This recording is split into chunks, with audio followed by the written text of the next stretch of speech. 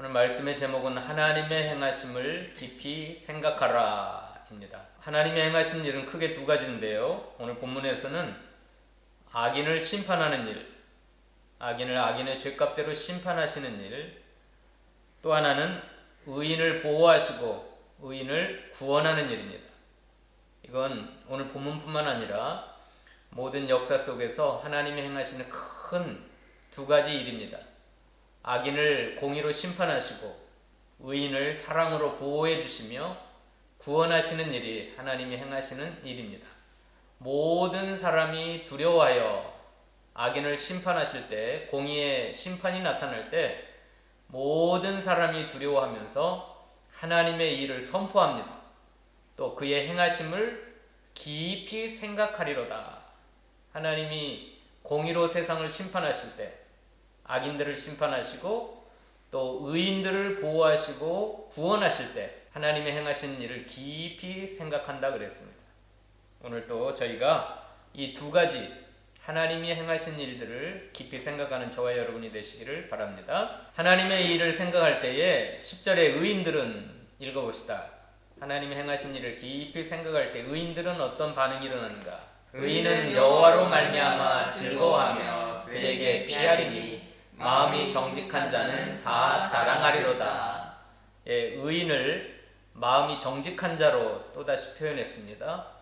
하나님이 행하신 일을 깊이 생각하면 의인의 입장에서는 세 가지가 나타나는데, 첫째로 여호와로 말미암아 즐거워한다. 두 번째는 그분에게 피하게 된다. 세 번째는 그분을 자랑하게 된다. 자, 하나님의 일을 생각할 때, 하나님이 행하신 일들을 깊이 생각할 때 의인의 입장에서, 보호받고 구원받는 의인의 입장에서는 세 가지 일이 일어나는데, 첫째는 나를 구원하신 여호와 하나님으로 말미암아 즐거워하게 된다. 두 번째는 그분에게 피하게 된다. 환난과 고난이 올 때마다, 또 악인들이 괴롭힐 때마다, 악인들에 의해서 핍박과 그 박해를 받을 때마다 하나님에게 피하게 되는 거고, 그 다음에는 하나님만을 자랑하게 된다. 하나님이 행하신 일들을 자랑하고 하나님의 일을 자랑하게 되는 겁니다. 그럼 오늘 특별히 악인들, 그 하나님이 공의로 심판하는 악인들은 어떤 사람들인가? 1절 한번 봅시다. 1절. 하나님이여, 내가 근심하는 소리를 들으시고 원수의 두려움에서 나의 생명을 보존하소서. 악인들의 특징은 처음에는 사람들을 근심하게 하고 두려움에 떨게 만듭니다. 특별히 여기 두려움은 생명을 빼앗길까봐, 죽을까봐 두려워하는 거예요. 왜냐하면 악인들은 그 의인들의 목숨을 빼앗으려고 하기 때문에. 이 다윗은 악인들 때문에 근심하는 소리로 하나님 앞에 부르짖었어요. 근심하게 돼요. 악인들 때문에 근심하게 돼요. 또 하나는 원수의 두려움에서 나의 생명을 보존하소서라고 부르짖은 거 보니까 이 악인들은 끊임없이 우리의 생명을 빼앗으려고, 그 악인들 때문에 죽음의 두려움, 사람들로 하여금 죽음의 공포에 떨게 만들어요. 이게 악인들이에요.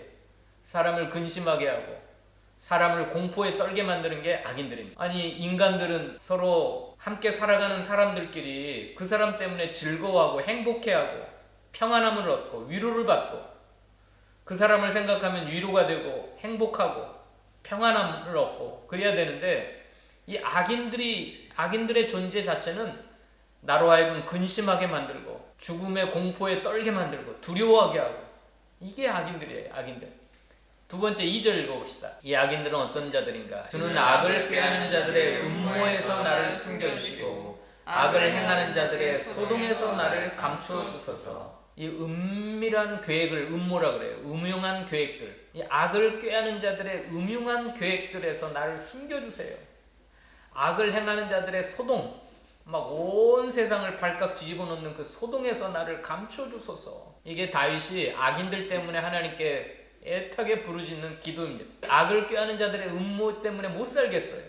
악을 행하는 자들의 소동 때문에 괴로워요. 그러니까 하나님, 주는 악을 꾀하는 자들의 음모에서 나를 숨겨주시고 악을 행하는 자들의 소동에서 나를 감춰주소서. 그 다음에 세 번째는 3절 4절 읽읍시다. 그들이 칼같이 자기 혀를 연마하며 화살같이 독한 말로 겨누고 숨은 곳에서 온전한 자를 쏘며 갑자기 쏘고 두려워하지 아니하리로다. 이게 악인들입니다. 악인들의 특징은 특별히 말로써 사람들을 죽입니다. 혀로. 이 혀가 칼과 같이 자기 혀를 연마하는 거예요. 날카로운 칼로 사람을 베고 목숨을 빼앗잖아요. 이 악인들의 혀는 칼과 같고 화살같이 독한 말로 사람을 겨누어서 숨어 있다가 이 의인들, 온전한 자들, 마음이 정직한 자라 그랬죠. 온전하고 마음이 정직하고 온전한 성도들, 의로운 자들을 갑자기 쏘아요. 칼과 활을 겨누고 쏘아서 죽이려고 하고 있습니다.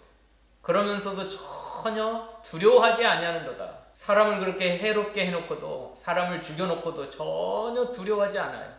뭐라 그러면서 두려워하지 않냐면 5절 읽어봅시다. 그들은 악한 목적으로 서로 격려하며 남몰래 올무높기를 함께 의논하고 하는 말이 누가 우리를 보리요. 누가 우리를 보리요. 이 악인들은 악한 목적을 가지고 움직여요. 그러면서 서로 격려해요.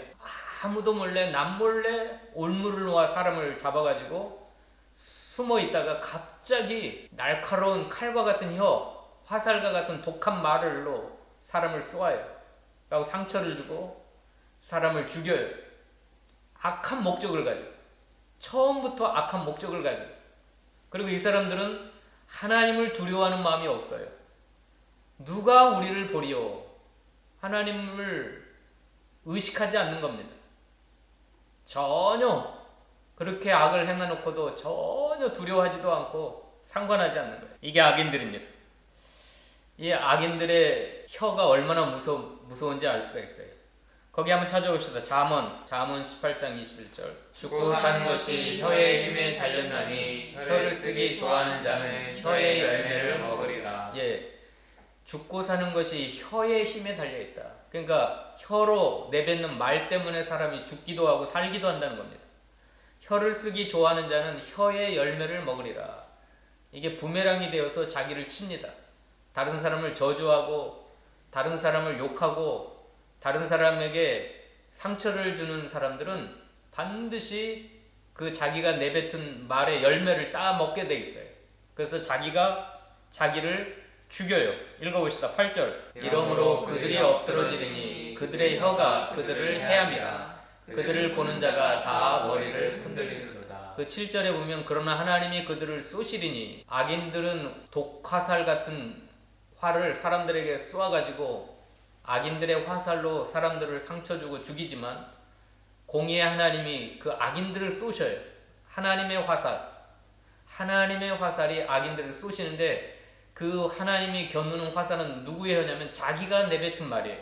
악인들이 내뱉은 말. 그게 부메랑이 돼가지고 자기가 내뱉은 말 때문에 자기가 해함을 입는다고 8절에 말씀했어요. 자, 7절에 그러나 하나님이 그들을 쏘시리니 그들이 갑자기 화살에 상하리로다. 하나님이 쏘시는 화살은 누구의 화살이냐면 8절. 이러므로 그들이 엎드러지니 그들의 혀가 그들을 해함이라.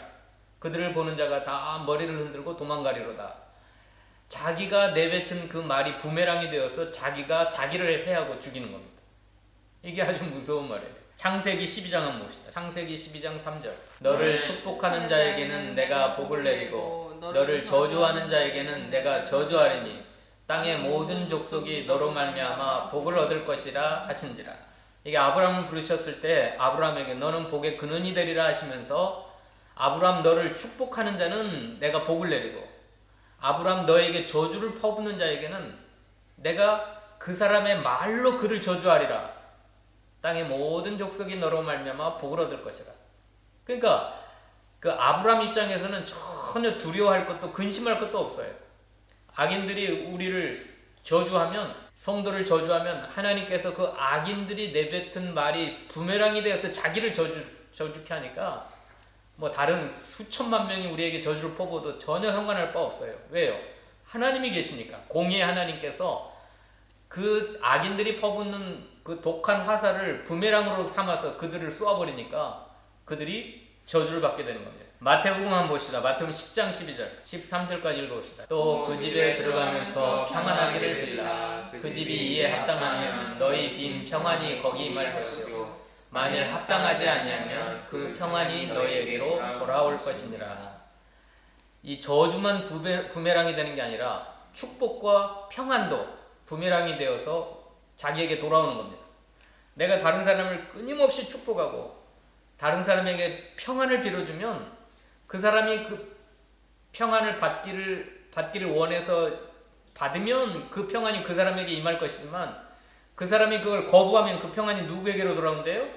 그 평안을 축복을 선포했던 그 사람에게 부메랑이 되어 돌아가는 겁니다. 그러니까 우리는 다른 사람을 저주해야 되겠어요? 축복해야 되겠어요?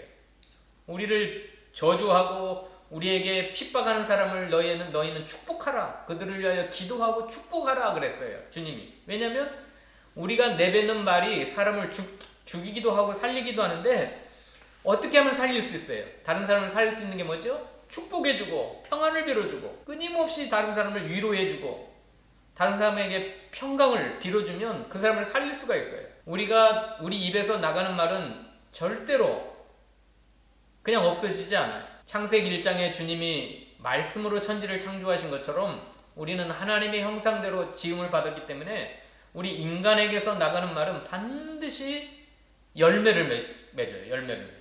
우리가 요구를 하고 저주를 퍼부으면 그대로 그것이 부메랑이 되어서 하나님의 공의 하나님께서 그 자기에게 열매를 맺게 되는 겁니다. 그러나 우리가 축복해주고 아브라함처럼 또 예수님처럼 다른 사람을 평강을 빌어주고 축복을 빌어주면 그 평강이 결국은 나와 내 자손에게 그대로 돌아와서 우리가 복을 받는 겁니다.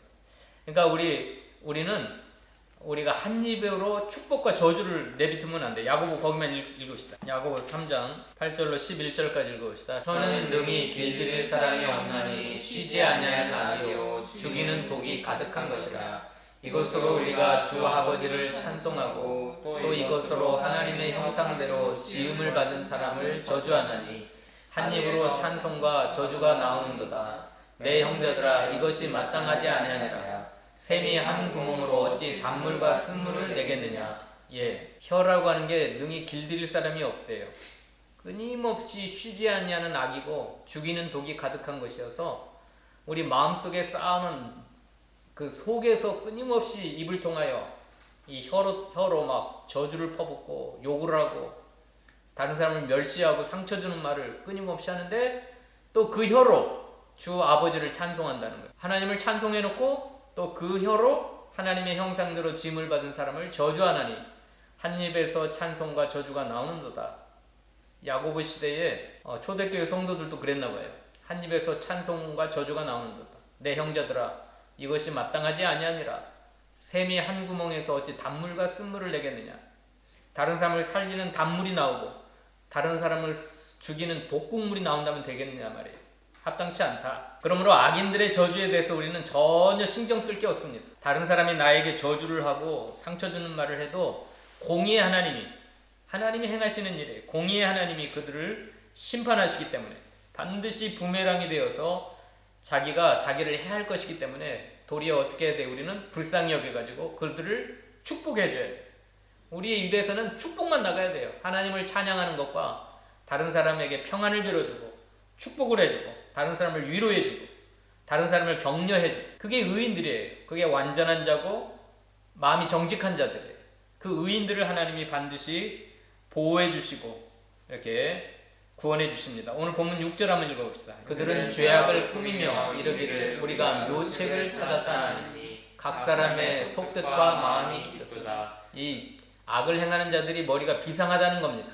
각 사람의 속뜻과 마음이 깊다고 하는 것은 그 묘책을 찾아서 막 끊임없이 죄악을 꾸미면서 살인자들, 악을 행하는 사람들, 남을 저주하고 남을 괴롭히는 사람들을 이게 멍청한 사람들이 아니에요. 어리석은 사람들이 아니에요. 굉장히 각 사람의 속뜻과 마음이 깊어서 묘책을 찾아가지고 아주 비상한 머리를 가지고 사람들을 괴롭히고 사람들을 죽이고 특별히 의인들, 완전한 자들, 마음이 정직한 자들을 괴롭혀요. 하나님을 전혀 두려워하지 않으면서 누가 우리를 보려 하면서 독화살과 같은 입으로 칼과 같은 혀로 다른 사람을 죽입니다. 가만히 숨어있다가 갑자기 사람을 찌르고 사람을 괴롭히고 사람을 근심하게 하고 죽음의 공포에 떨게 만들고 지금 세상에서 일어나는 모든 악인들이 행하는 짓들이에요. 이건 짓들. 근데 그들이 비상한 머리로 아주 묘책을 찾아서 그렇게 하는 겁니다. 그러나 그들 말한 대로 누가 우리를 보리오 하지만 어떻게 해요? 7절 8절 읽어봅시다. 그러나 하나님이 그들을 쏘시리니 그들이 갑자기 화살에 상하리로다. 이러므로 그들이 엎드러지리니 그들의 혀가 그들을 해함이라. 그들을 보는 자가 다 머리를 흔들리로다. 자기들은 하나님 두려움 없이 누가 우리를 보리오, 누가 우리를 심판하리오, 나는 걱정 없다 그러면서 거침없이 악을 행하지만, 그러나 하나님께서 그들을 쏘십니다. 갑자기 화살을 하나님이 날려가지고 그들을 상하게 하고 완전히 멸망시킵니다. 그 하나님이 쏘시는 화살이 누구 화살이에요? 그 악인들의 입에서 내뱉은 그 말이 화살이 돼가지고 부메랑이 되어서 그들을 해한다 그랬어요. 보는 자가 다 머리를 흔들면서 그 이라고 써있는 그 밑에 보면 다 도망간다 그랬어요. 그 악인들의 멸망을 보고 하나님이 두려워서 도망을 칩니다. 그 다음에 9절 읽어볼게요. 9절 10절 읽고 마칩시다. 그 하나님이 행하신 일들 때문에 모든 사람이 두려워하여 하나님의 일을 선포하며 그의 행하심을 깊이 생각하리로다. 의인들은 여호와로 말미암아 즐거워하며 그에게 피하리니 마음이 정직한 자는 다 자라나리라. 자, 하나님께서는 이 땅 가운데 두 가지 일을 행하셔요. 악인들을 심판하시고 의인들, 마음이 정직한 자들, 완전한 자들, 하나님을 두려워하면서 의의 길을 걸어가는 하나님의 사람들은 반드시 지키시고 보호하시고 또 구원하여 내십니다. 그래서 이 하나님의 일을 선포하는 사람들, 하나님의 행하심을 깊이 생각하는 사람들은 여호와로 말미암아 즐거워합니다. 하나님 때문에 기뻐하고 즐거워해요. 그리고 힘들고 어려운 일이 있을 때마다 그분에게 피하여 들어갑니다. 하나님이 피난처가 됐어요. 하나님 품 안으로 도망칩니다. 그리고 마음이 정직한 자는 다 자랑하리로다. 하나님만 자랑하는, 하나님만 높이고 하나님만 자랑하고. 자, 이제 우리가 마음으로 정해야 돼요. 나는 악의 길을 걸어갈 것인가, 하나님 앞에 무서운 심판을 받을 악한 악인의 길을 걸어갈 것인가, 하나님으로 즐거워하고 하나님으로 자랑하는 의인의 길을 걸어갈 것인가. 다른 사람들을 날마다 축복만 해주고 다른 사람에게 평강만을 선포해주는 사람, 다른 사람을 위로해주고 다른 사람을 살리는 사람, 다른 사람을 날마다 칭찬하며 격려하며 힘을 주고 다른 사람을 근심시키는 사람, 다른 사람을 불행하게 만드는 사람, 다른 사람에게 공포에 떨게 만드는 사람, 막 저주를 퍼붓고 그런 사람 되지 말고 다른 사람에게 힘주고 다른 사람을 행복하게 하고 다른 사람을 기쁘게 만들고 다른 사람과 다른 사람의 가정을 평안케 하고 평강을 선포하고 다른 사람에게 힘을 주는, 위로해주는 의인의 길을 걸어가서 하나님의 보호하심과 하나님이 구원하시고 그래서 하나님으로 즐거워하는 저와 여러분이 다 되시기를 축원합니다. 기도하십시다. 고맙고 감사하신 하나님, 은혜를 감사합니다. 오늘 악인을 심판하시고 의인을 보호하시는 하나님의 행하시는 일들을 살펴봤습니다. 하나님, 저희들은 악인의 길을 걷지 않게 도와주시옵소서. 다른 사람을 불행하게 하고 근심케 하고 다른 사람을 두려움에 떨게 만드는 그런 자의 길을 걷지 않게 도와주시고 우리는 하나님께서 보호하시는 의인의 길을 걸어가게 도와주시옵소서.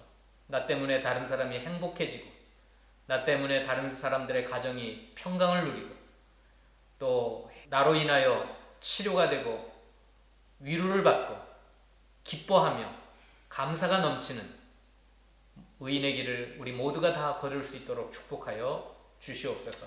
감사드리며 예수님의 이름으로 기도하옵나이다. 아멘.